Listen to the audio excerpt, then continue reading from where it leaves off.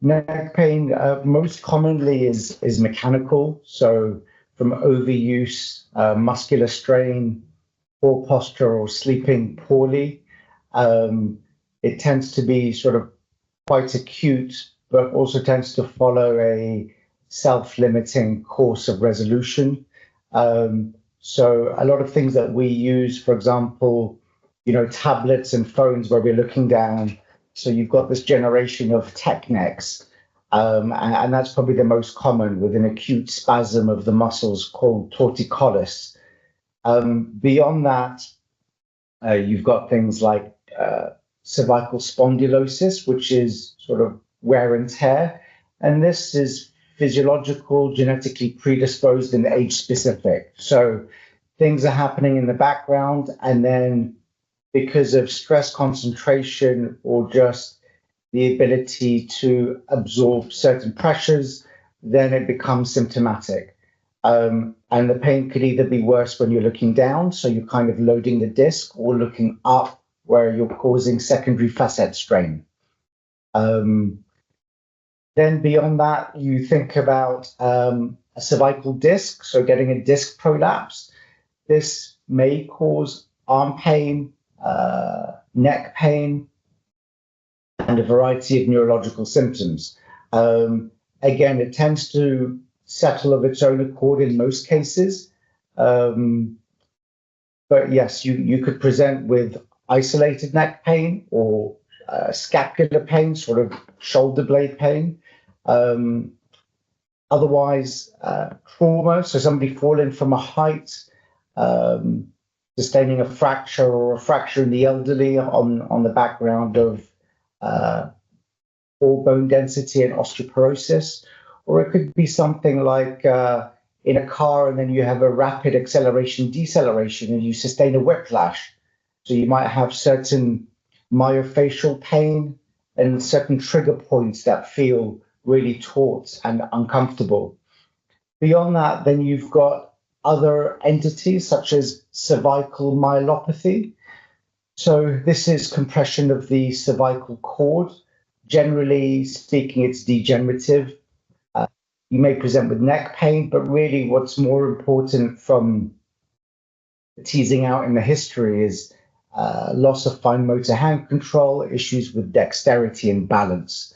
And then infection, I think if you've got neck pain on the background of infection, you'd expect a relevant history of either some form of intervention, feeling unwell, feverish, sweats, travel abroad, things like that. History of cancer. So sometimes cancers elsewhere in the body can go to the spine. Less commonly the cervical spine, tends to be more commonly thoracic.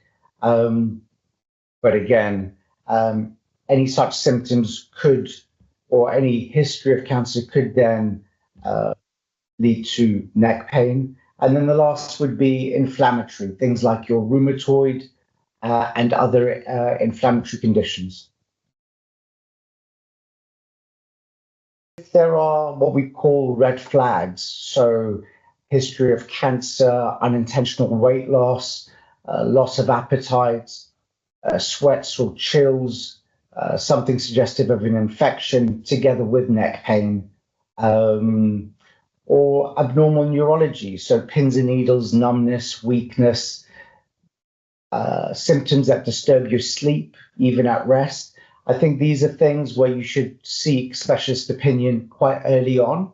But in the absence of these, most cases are benign. And I think if they persist for a few weeks with no sign of relief, then I think it's reasonable to reach out and come and see us for a specialist opinion and to investigate accordingly.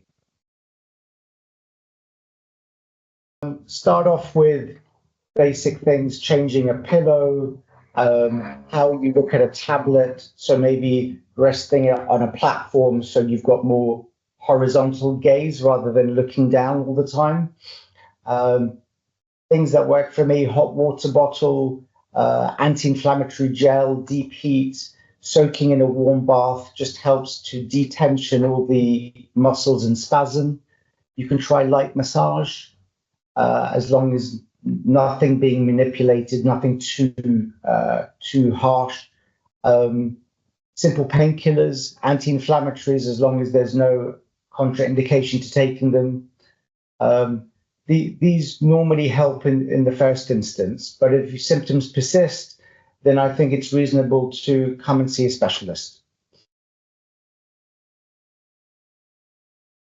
Absolutely, it can. So the symptoms can vary. So you may just have isolated, for example, left-sided neck pain and a bit of numbness in the index finger or thumb, which could suggest a slip disc on the left side, irritating the C6 nerve, which goes to the finger and thumb. So you could have pain, which is the most common finding. It doesn't need to radiate down the whole arm. Patient could just present with pain in the shoulder blade and scapula, which may suggest a slip disc in the lower portion of the cervical spine. But then in some cases, you may describe pain that radiates down the arm, and it will radiate according to that nerve. So if it's, for example, over the top of this sort of regimental badge area, it could be C5, down to the elbow or to the thumb, C6, along the back of the upper arm and into the middle finger is C7, and along the inside of the arm could be C8. It doesn't always follow that pattern, but it gives the clinician an idea of where the symptoms are coming from. The numbness tends to settle, but it needs a bit more time. Sometimes you end up scanning the spine with no discrete compression, but it might be because of some cellular level inflammation causing neuritis, which you perceive as pins and needles. We don't tend to really advocate surgery for neck pain unless it's because of a dynamic instability. So what I mean by that is, other than getting static scans like a CT or a MRI, you're getting x-rays with you bending forwards and backwards. And if that's showing that there's a significant instability at one level, then that may be the cause of your neck pain. And in that case, it may be reasonable to consider surgery because of instability, which may be worsening axial neck pain and or causing dynamic nerve pain because of the micromotion. And certainly that can happen in sort of inflammatory conditions like rheumatoid or because of trauma, less so in a degenerative condition for it to be that unstable. But if the spine is stable, tend to avoid surgery for chronic neck pain just because you can't guarantee symptom relief through surgery. And the surgery, in essence, is stopping that segment moving. What happens as a consequence of that is that the segments above and below, which are still mobile, have to move a bit more. So it could lead to increased stress around the adjacent levels, which could lead to a domino effect of pain going forward. So we tend really to do operations because of nerve compression, nerve pain, rather than for axial neck pain without any other symptoms.